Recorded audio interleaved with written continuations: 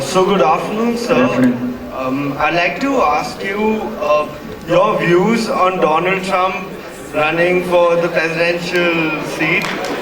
And In the United States? yeah, in the United States, and how it's going to impact the politics of the world as well. I'd rather talk about your politics than the United States politics. Well, I'll answer the last question, which is probably less interesting for you first. Listen, your election here had a big impact in this country, the region, the world in 2014. The UK election that just happened. Think about the differences if the Labour Party had won. We're going to have a fascinating French election in 2017. Le Pen, Sarkozy, perhaps, and Hollande. So every election has impact. When there was the changeover in Australia, that has impact. United States elections obviously have huge impact. And so I think other than maybe,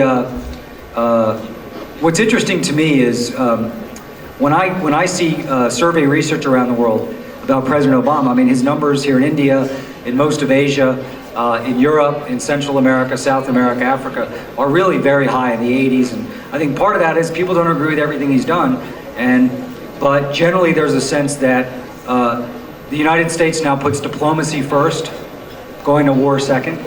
We're trying to be more of a global leader, but also partner on things like climate change, on disease, on skills development, in terms of how we use technology. So I think this has been a good period for America in terms of the rest of the world. So it's got huge impact. Because the Iran deal, for instance, okay, if a Republican wins the White House, there's a very good chance the Iran deal is thrown away, which probably means we're like at a 10 or 12 year Middle Eastern war again. Think about the impact on the world. So here's what I would say. Donald Trump is just batshit crazy, okay?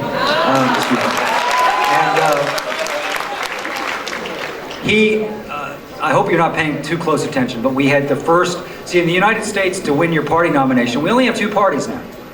Very unusual in the rest of the world. Maybe that'll change, maybe a third, but right now just 2. So to secure your party's nomination, there's a series of contests in our states. So Iowa always goes first in the middle of the country. Donald Trump lost that last week. He's not a very good loser. So he's kind of having a temper tantrum, a national temper tantrum about that. But the next contest is Tuesday in New Hampshire. He's losing momentum, but he's still in the lead. So if he wins that, he'll be back in the hunt. I think it's unlikely he's the Republican nominee, but it's not implausible. I believe he has 0% chance to be president, so rest easy. That won't happen. He doesn't. Now, so a lot of this depends on now. I also think that Hillary Clinton has about 100% chance to be the Democratic nominee, almost certain. Bernie Sanders is running a great race, for those of you paying attention to it, better than anyone could have imagined. But at the end of the day, she's just too strong in too many places in the country. So it's going to be Clinton, in my view, versus somebody else. And we have some senators running, Marco Rubio, Ted Cruz, it'll probably be one of them. Hillary Clinton, I think, should be considered a fairly strong favorite. Just because younger voters, African-American voters, Latino voters, who made up the Obama coalition, are very unlikely to vote for a Republican nominee, because what happens, whoever the Republicans nominate, the truth is the most moderate Republican running is Donald Trump. He's just crazy. He's more populist than conservative. But the rest of them are against gay marriage, do not believe that the climate is warming because of human activity, so basically against science, against global warming. They do not want to reform our immigration system. They want to go back to trickle-down economics. They're going to be much more militaristic. This is not spin, those are just facts. So she should be advantaged in that race. But presidential elections are close. She's got to rebuild the Obama coalition, which will be really hard, because that wasn't anything to the first question that we did. That's something he did. We just built a campaign to take advantage of the relationship he built with those voters. And after 8 years of a Democrat in our country, or a Republican, there's enough people that say, you know what, I'm open to an alternative. And so that's dangerous, so I think it'll be close. But I think in all likelihood, she should win. She'll have to run a very strong campaign to do so. If it's Marco Rubio, who's a younger senator from Florida, is about 44, 45, our media will not be friendly in that race to her, because they're going to love the generational contrast. They're going to be like this young breath of fresh air who defeated crazy Donald Trump. And yeah, he's conservative, but he's not crazy. Versus Hillary Clinton's been around a long time. So she's going to have to run an extra strong campaign because I think the media environment will not be super favorable. It's going to be fascinating. I think elections around the world are getting more and more interesting, less predictable. I think every country that I witness anyway that's in a democracy has a rise of populism on the right and the left. My view is that's not probably a healthy thing because it makes it harder for the center to be strong and for compromise and moderation where that's required. And that's happening. Bernie Sanders is all about a growing populism on the left, and Donald Trump's all about a growing populism on the right. That's what's happening. So, you guys are very busy. You're probably not going to spend too much attention. But it's a fascinating race for us. It also speaks to the fact that, one observation I have, and another reason you all need to get involved in public service and politics if you can. We just need more talented people in this arena. So look, you've got great leadership here, but whether it's India or France or the UK or Australia or Canada or the US, you can't really in any of those countries say, hey, here's 20 people I could see leading our country, right? There's not a very strong bench. So we need to strengthen the bench in all of our countries so there's more plausible leaders. Thank you.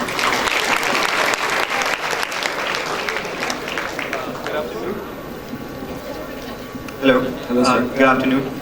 So I just wanted to ask, what's the primary difference between the American politics and Indian politics, given that India has a multi-party system where you have a lot of parties competing, whereas American politics just has two major political parties. Right. So does that kind of help strategize your political campaign? Because in a multi-party system, you need to get more votes, and you need to convince more people to join your campaign. Right. So it gets a little messy then. Right. So how does it affect a political campaign in a multi-party system against a conventional 2 or 3 party system?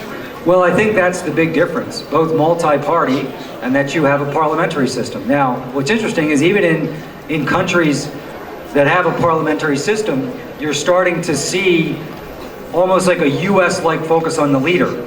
Right? So that was true in 2014 with Prime Minister Modi. It was true most recently in the UK with David Cameron. So even though there were elections in local ridings, it was very much Cameron, Miliband. Okay? More so than you might have seen 20 years ago. So personality, I think, is becoming more important no matter the system. But it's the multi-party dimension, I think, that's so different. So very different. And I also think that here in India, because of the vastness of your country, you have, 700,000 polling locations? The data in politics is not as advanced, and it'll be very difficult to get to where you are in the US, but that'll be a big advance. I assume in 2019, and then in 2024, the information that political parties and elections and candidates have on voters will become more accurate and more actionable. So that'll be a big difference. But I think it's generally but again, I think personality still matters. So, what's interesting in the United States, so the parties are really strong here. BJP, Congress. In the US, less so. Okay, there's a myth that there's a Democratic Party and a Republican Party, and they sit in Washington and they plot everything out. It is very much right. So basically, Barack Obama now is the leader of the Democratic Party. And then once he leaves, he and all of us go, okay?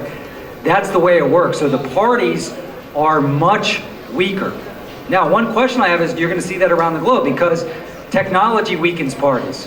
Grassroots politics weakens parties.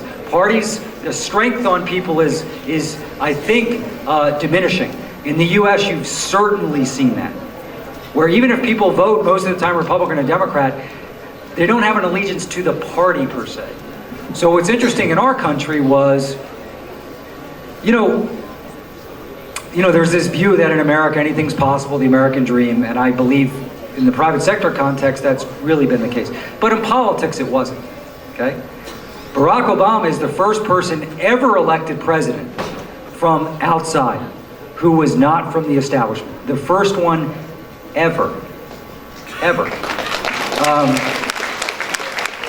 We've had people in our history get close. Ronald Reagan was from the outside in 1976 when he lost. In 80, he was the establishment, okay? John McCain was anti-establishment in 2000 when he almost beat George Bush, but in 2008 when he beat him, establishment. Howard Dean was, Bernie Sanders is out of this stuff, but he's not going to win in all likelihood. So that's really important. I think that's a great, so that's the other thing. I talked about how important it is for young people to see from a business or entrepreneurship standpoint. Boy, I can create anything, and I'll have the marketplace and the support to do that. The same is true in politics. A reason a lot of people don't run is they say, well, I won't have the support, I'm not part of the party. But when you can show people, it doesn't matter anymore. So in our case, we built our own party. We use technology, we use grassroots organizing to build our own party. That's a little bit harder in systems where the party's still super important, but I think generally that's a great thing for the world if we have more people running and winning who aren't part of the party, because they're going to be freer to do tough things, because they are not beholden on the party. They're only beholden to the people.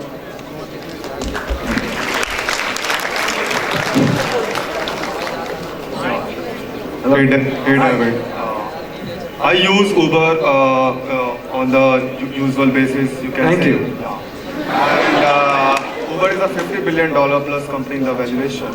And I just want to tell you that, your company is too innovative and creative. And the biggest thing is that Uber is the first company who used to come with the concept of charging the fare in the multiples of 2, 3, 4 in the prime time.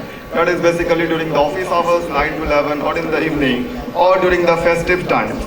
I just want to ask you, what's the reason behind that? It's to fill the pocket of the investors, or the lack of, or you can say, the volume of cars on the road. But I feel there are still 10 cars on the road every time. Still the charges are 2 times, 3 times, 4 times. Right. That's horrible. And the one more thing is that, India is going to be the superpower in 2040 and 50, and being a price-sensitive market, I think by using such tactics, sustaining in Indian market is too difficult.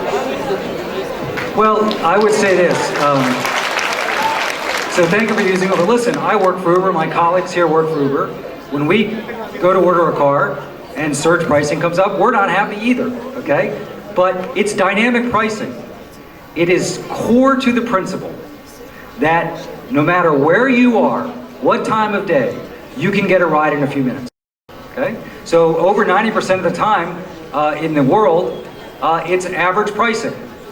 But when there's hours of high demand, prices go up to get more drivers on the road. Now, you don't have to use Uber. You can use rickshaw, taxi, public transportation. It's important to understand that over 50% of Uber trips are one way, meaning people are using us as just part of a multimodal system.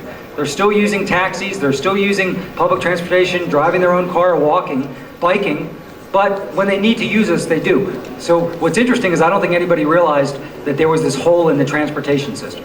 So this is important, that the car can always be there, because there's a big idea behind it. Yes, it's convenience, but it's the big aim here, both from a business standpoint and from a societal benefit standpoint, is reducing car ownership and usage. And the only way that'll happen is if ordering a car on Uber or Ola or any platform is as easy and as reliable as picking up your own keys and going out to the driveway and getting in your car. If it's not, you'll never switch. It always has to be there. So if you're going to the airport, to class, to work, to come home to see your kids, go to a doctor's appointment, it can't be 3 minutes and 15 minutes and 20 minutes and not there. It's always got to be there. And our goal in every country we operate is to get that ETA down reliably into the 3-minute range. Because when it gets into the 3-minute range and it's reliable, magic happens. And people begin to change their behavior. So we do everything we can to try and limit surge. And it's no fun when it happens.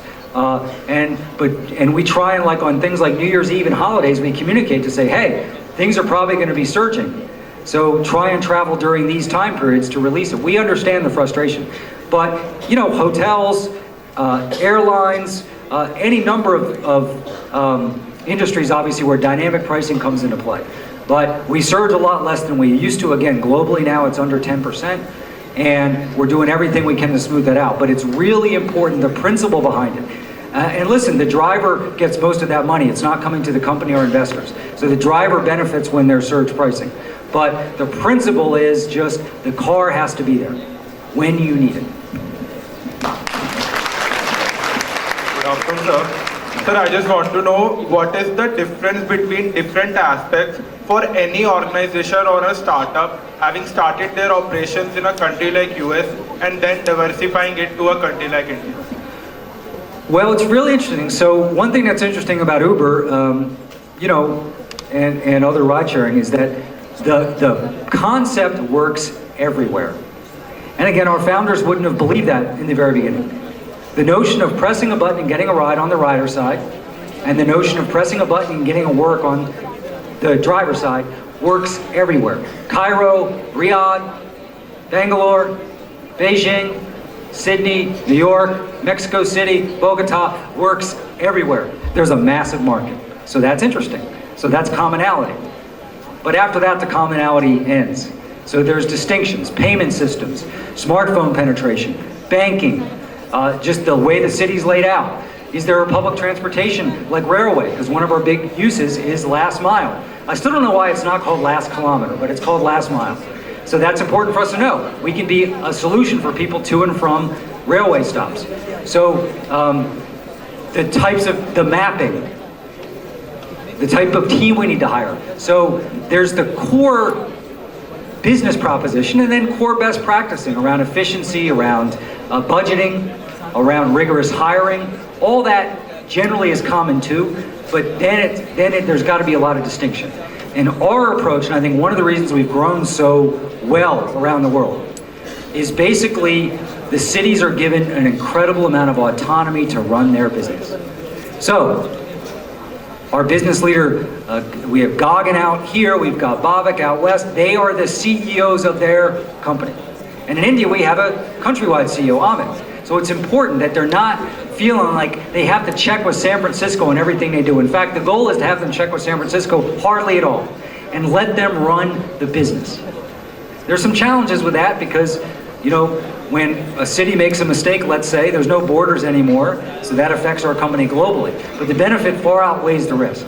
So I think that's important, is to give them an incredible amount of autonomy.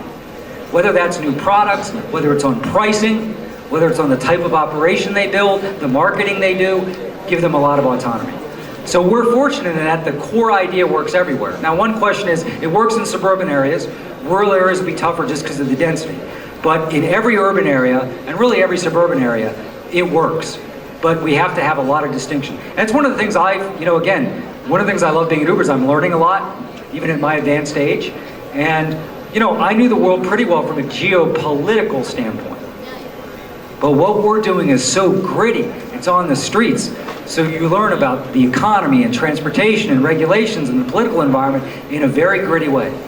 And it's super interesting because there's so much distinction, not just within countries, but within cities within countries. The regulatory environment, our economic value proposition, the value proposition on reducing congestion and emissions. So it's fascinating. And I think, again, every business is different. So the autonomy we give our city teams maybe wouldn't work in every business, but in ours it's worked exceedingly well. Good afternoon, sir. Good afternoon. The question I have is very different from the questions that we've been asked here. It's a very simple thought that most students sitting here face in their final year when they are going for their placements. There's a dilemma between choosing the work experience or the package that a company is offering. When we usually ask people, they say go for the work X, but seeing the current scenario, living expenses are so high and it's so competitive that we need a good package too. So what is your take on this matter? So the question is choosing work versus what? Oh, you mean like an internship, free experience versus money? Well, you know, I don't think there can be one answer because it's very much, I think, got to be, your situation is the most important factor. So some people do have the luxury to say, you know what, whether it's, by the way, so platforms like ours are interesting. It allows people, particularly in regulatory situations where it's very easy to use your personal car, let's say, or there's many other platforms where you could maybe go get some experience where you're not getting paid in that core job, but you're able to make ends meet, right? We see this all the time with entrepreneurs who are trying to start sort of more traditional businesses, with artists, with students. That's where our growth comes from on the driver side, where it's people who can do it 8 or 10 hours a week, right? So I think it depends on your situation. Some people just can't make a decision to get the experience, and that's a shame, right? It's not, you could say it's not fair, it's not equal. So you're gonna have to go for the salary. And at the end of the day, my sense is that's not a life-defining decision. One thing I learned is when you're younger, everything seems like the most important decision you'll ever make.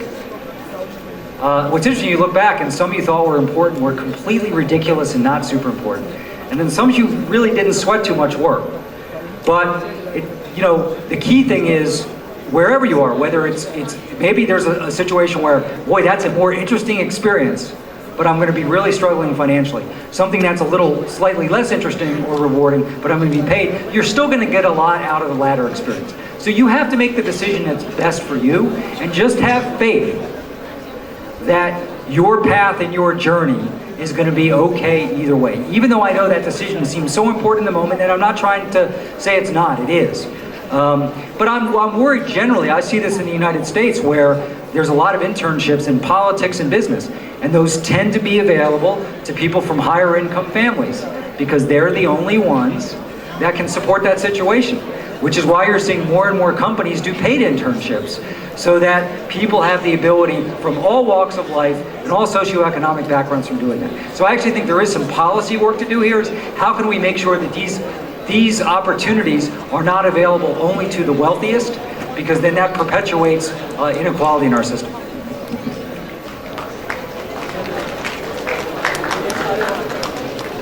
Right. Hi. I've been reading about Uber a little, and Uber has contributed to a number of American families, helping them earn a little extra to pay up their bills, transition between jobs and all. So, but at the same time, they also don't see that as a very long-term thing that they're going to be into. So I want to know, is this a very sustainable business strategy that you see at Uber? And also, what alternative business strategies do you as a company, Uber as a platform, you see to be implementing in near future, contributing to Indian economy?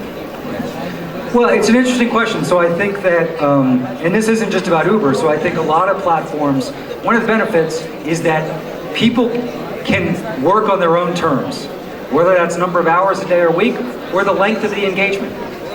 So, sure, maybe from a business perspective, it'd be better if no one ever left the platform and they were going to do it for 25 years. But that's not realistic. And so, one of the huge benefits, and again, so the system skews more to people doing this in a more full-time capacity. Same thing in the United Kingdom, same thing in France, same thing in New York City in the US, because the regulatory system has a high enough burden that you're not going to go through that if you're just going to do this 4 hours a week for 4 weeks. But there's other parts of the US, now in Canada and Australia and China, where it's really easy to use your own car. And so think about that. It's like, oh wait, I lose my job. I don't want to drive for Uber or a competitor forever, but I'm going to do it till I figure out what's next. Or, so in the United States, 40% of the people in the US, if they get an uninspected bill of $400 US, they can't pay it. It's a personal tragedy. So one of our use cases is people say, oh, my dishwasher breaks, or my home computer broke and I need that for my small business. I'm going to drive on Uber to pay for that. People also use it aspirationally. So many people, this is how they travel, pay for holiday gifts. They fly their families in. So they don't dip into their savings. They just use this in a more optimistic way. So yeah, we're going to continually have drivers come on and off, but I think the value proposition is so enormous that, we're going to be okay, more than okay. Because more people learn about it. Because a lot of people, when they first hear about it, they say, I never thought about being a taxi driver, I'm not going to do that. And then they say, well, you can drive your Prius around on your own terms, you're not making a lifelong decision, then that's a different thing. And that's why we're seeing, basically our Uber drivers around the world now, they skewed in the beginning, as you would imagine, there was a lot of people with some professional driving history. Now they're beginning to just look like the entire population, and that's a great thing. So I think that for us is a core, and so here in India, drivers need to get registered, they get yellow tags, commercial licenses. Ideally we'd like to get to a place all around the world where you don't even think about being an Uber driver. You're driving to work, you're driving to school, you're going shopping, and you just turn on your phone and see if someone along that route needs a ride and you make a little extra money. That's the goal. Basically, how do we turn this into something where it's truly car sharing? Where you are, so the average car is utilized 4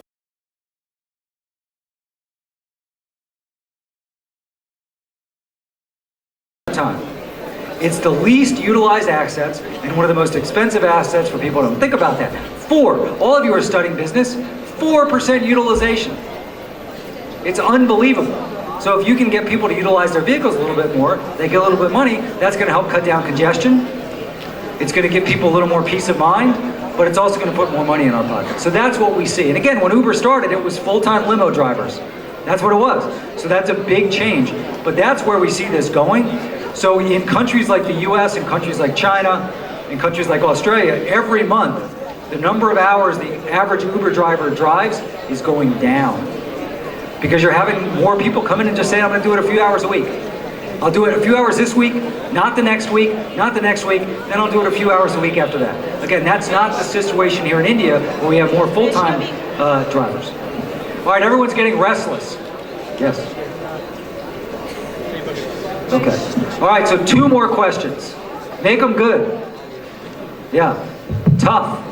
Namaskar to David Plouffe, and with 1,000 years old tradition, with joining ends and going in, I welcome you to my motherland. And I can see the excitement level that you are having to interact with the Indian youth. I salute your excitement level. I want to ask only one question that's not from Uber, that's not from politics, and it is, why America is just thinking about Indian youth. Whether it be Barack Obama, a statement is there about Indian youth. Americans do something, do something. Whether it be Bill Gates, he says, if I stop recruitment, Indian technicians, another Microsoft will be from India. Whether it be Mark Zuckerberg, he gives. So what's there in Indian youth that is fascinating America so much about it? And that would be a statement for America that David Plouffe is giving in SRCC College, Delhi University. So, you guys obviously love that question, but I'm going to need a little help because I couldn't understand all of it. So,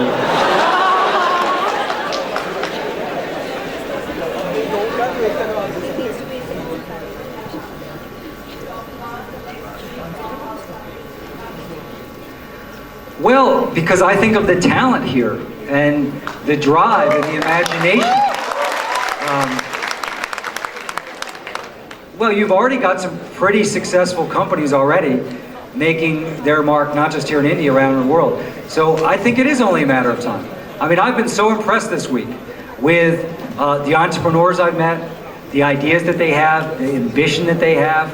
I'm very impressed by all of you. So if I were betting, I'd bet super long on India, on all of you.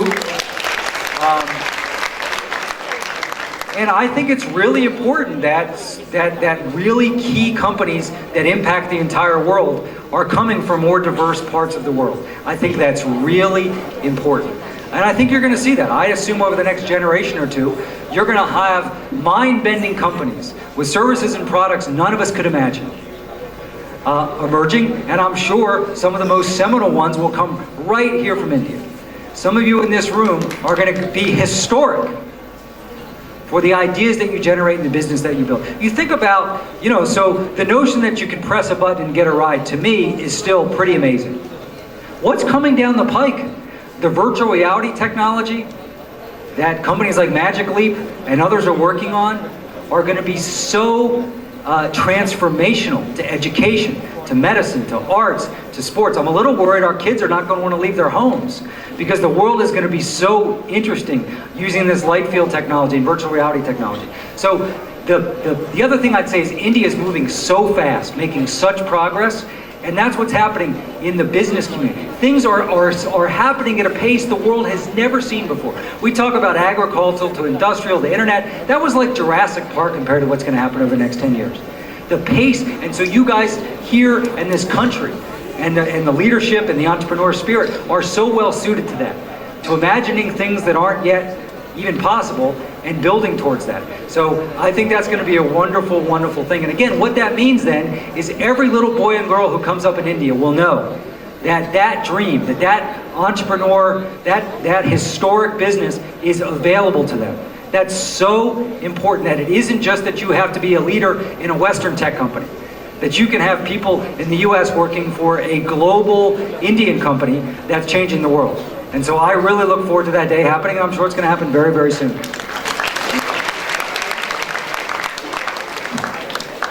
I can see why everybody clapped, by the way. That was a, by the way, he's got some political skill, doesn't he? Good orator. Sign him up. Sir, only a last question. Sorry for management, only one question. That do you think any Indo-American would be the president of America in the coming years? Any what? Indian American? Yeah, Indo-American. Well, sure. You know, we had one who tried, the governor of Louisiana. That didn't work so well. But yes, of course. Listen, we could have a period where we have the first African American and the first woman elected president. Now, we're way behind the world in terms of gender, in terms of leader of our country. But yes, I'm sure in the next 50 years we'll have Indo-American, we'll have Latino, we'll have gay and lesbian. You know, it's... And listen, that's a challenge. One of the reasons our politics in America is so divisive is there are some people having a hard time with this change. This is not the America they grew up in. Right? So like Barack Hussein Obama being president, whoa. So yes, and I think that's really, really important. So I'm sure we'll still have some white dudes occasionally. But I think for the most part, you're going to see more diversity. And we need that in our business leaders too. That's the other thing, okay? I mentioned the powerful impact Barack Obama had on young people across America, no matter their race or ethnicity. They need to see that in their business leaders too. So they can say, I can see myself doing that. And that's why all of you are so important, because you're going to start businesses and be entrepreneurial successes that are very accessible to young people. So it doesn't look like the 1950s. Good afternoon, sir.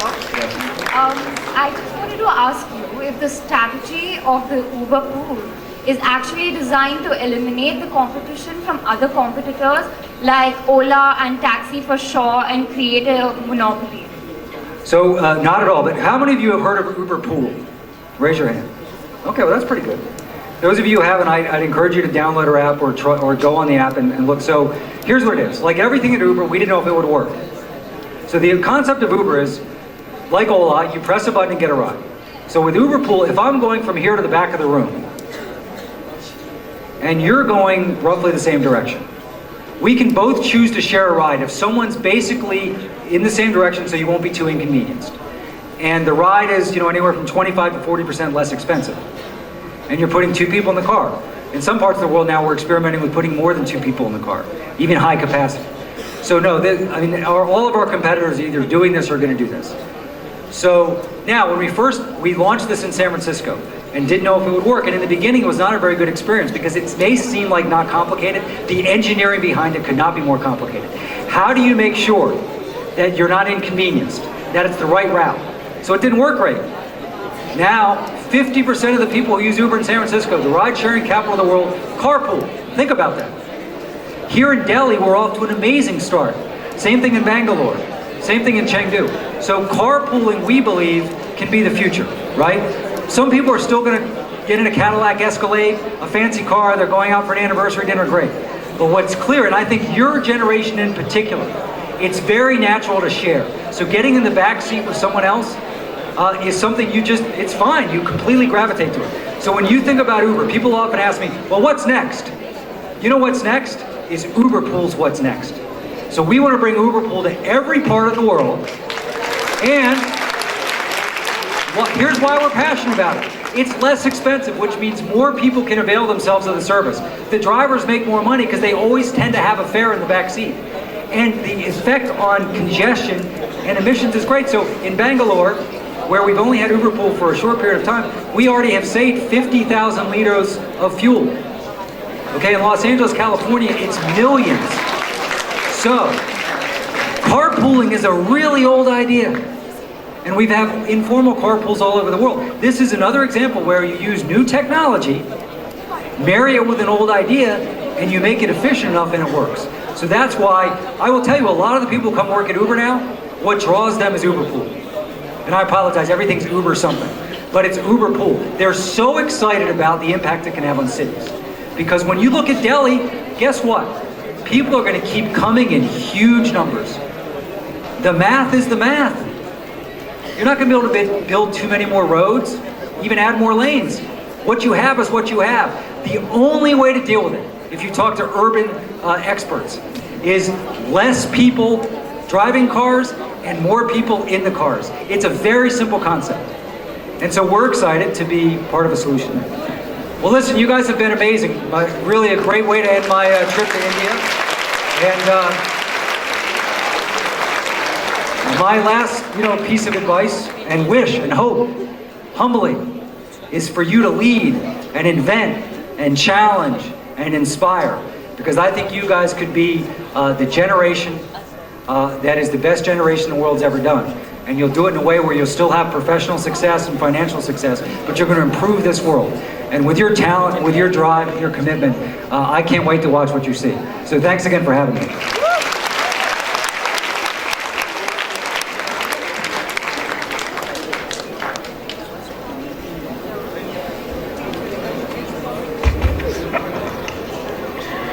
I now invite Akash Mehta, President of the Students' Union SRCC, to present Mr. Plouffe with a memento as a token of our appreciation.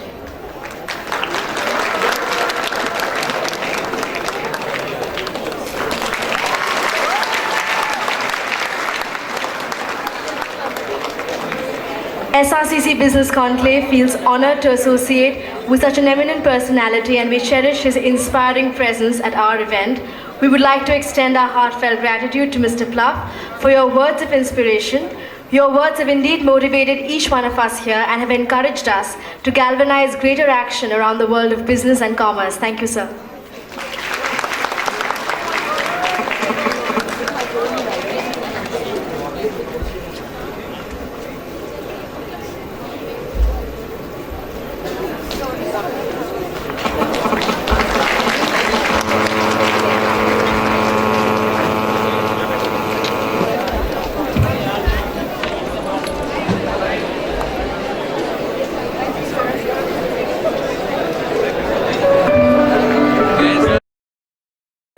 Because it was such an image I couldn't imagine professionally having a lower moment than having all the trappings of the office, but losing the election. And it wasn't about the competitive nature of winning or losing. See, that's the other thing.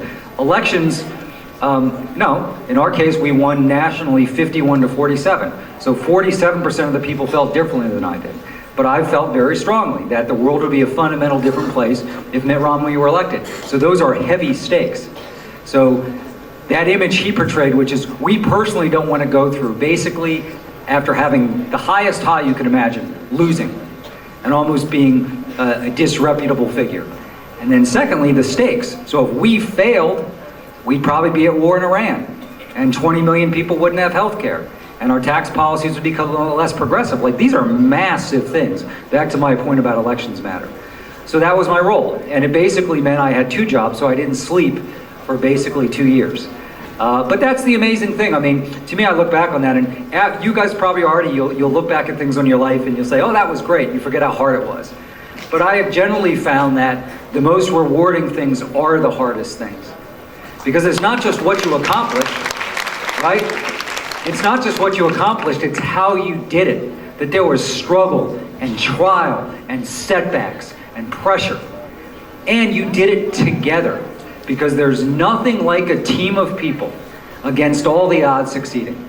And learning how to trust each other. And learning how to complement each other. So that's my other thing. I mean, I think the more we all spend time behind these devices, we all actually cherish kind of actual human interaction more. So my other advice to you, in whatever you do, so we had a rule. It wasn't just a saying in the first Obama campaign. In terms of who we were going to hire. What was our first rule? No assholes. Okay? Sorry. That's really important. Okay? You want to, doesn't mean you want to work with soft people or easy people, but you want to work with people, even if they're driven and tough, and they challenge you. That you've got each other's back. That you're always focused on the mission. And that's really important. So as you think about what to do next, you get opportunities. Don't just focus on the opportunity, what your role is going to be. Also think about who you're going to be doing it with. That's super important.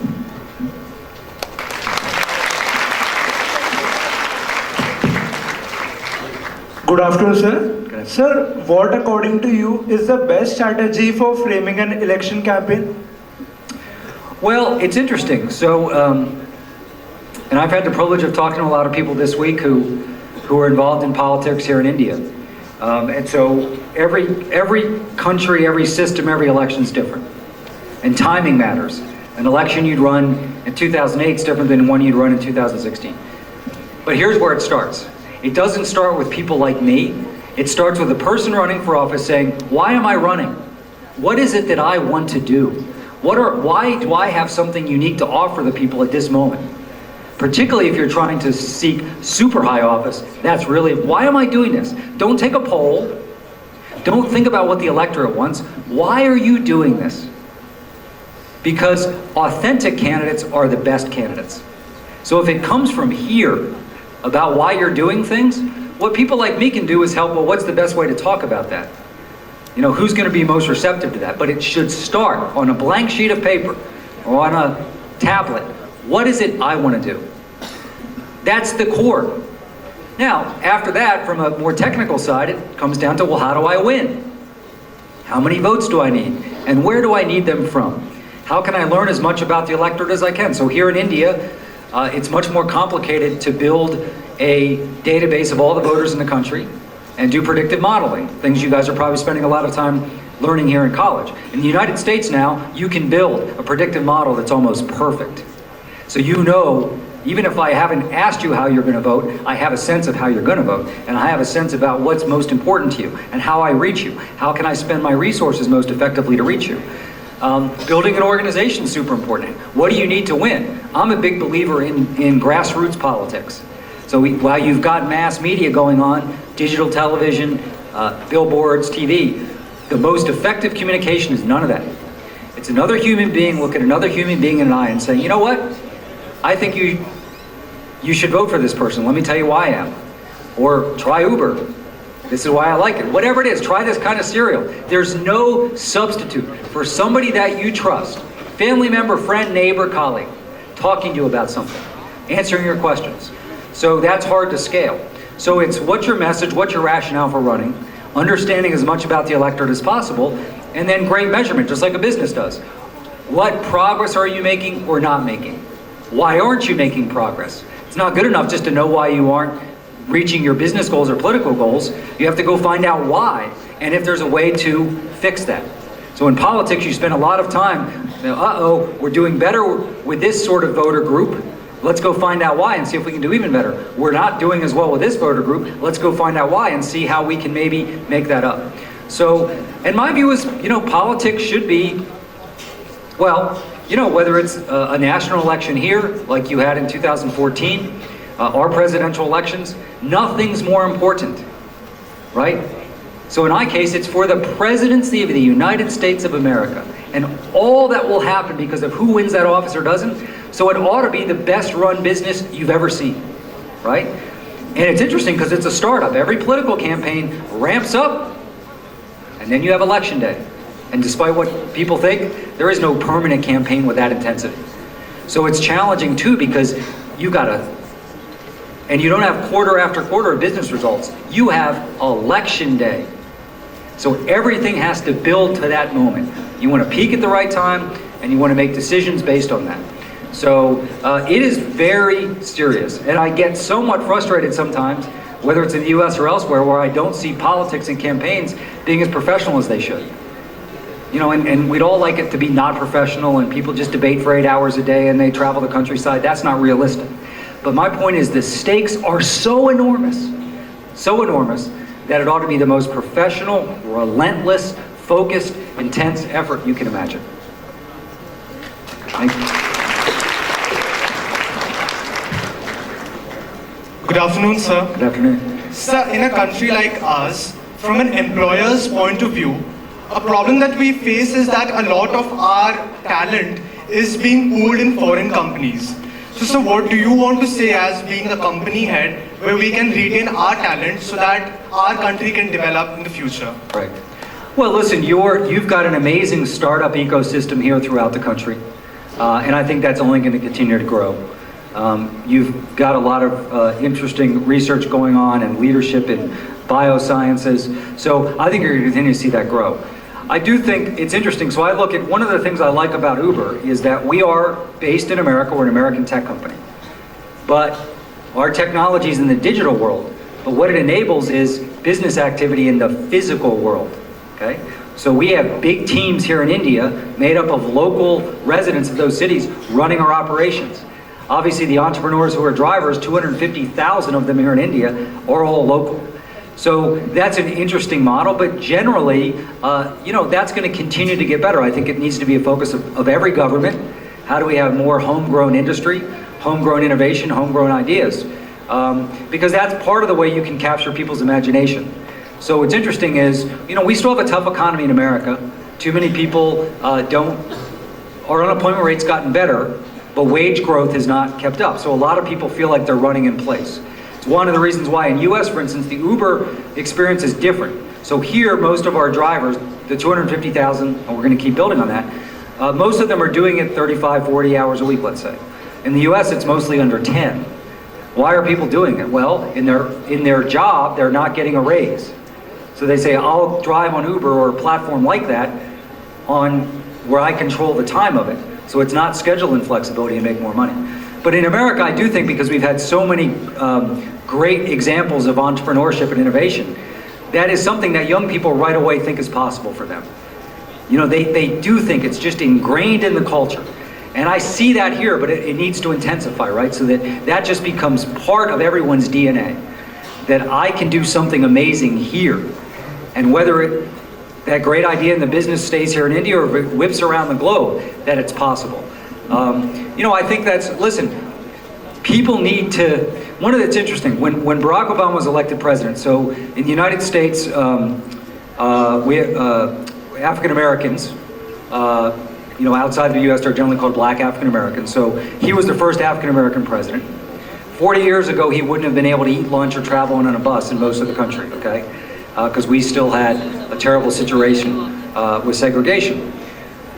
But what's amazing to me is little Latino kids, people who might be descended from Mexico, let's say, or Cuba, Puerto Rico, African American, Asian American, his election, whether they liked him or not, it sends such a powerful signal that if someone like him, who comes out of nowhere, can get elected to the most powerful position in the world, then anything is possible. And I think that's true. That's true for business too. You want people to understand that, you want them to identify that I could do that too.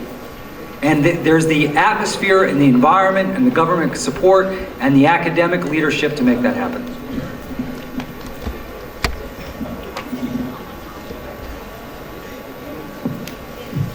Hello. Actually, I wanted to ask you what was the impetus behind Uber, and also I wanted to ask you, what's the campaigning strategy and how similar or different it is in Uber and the presidential campaign? Right. So the question was, what's the impetus for Uber? And like almost every business and idea, it didn't start with any grand ambition.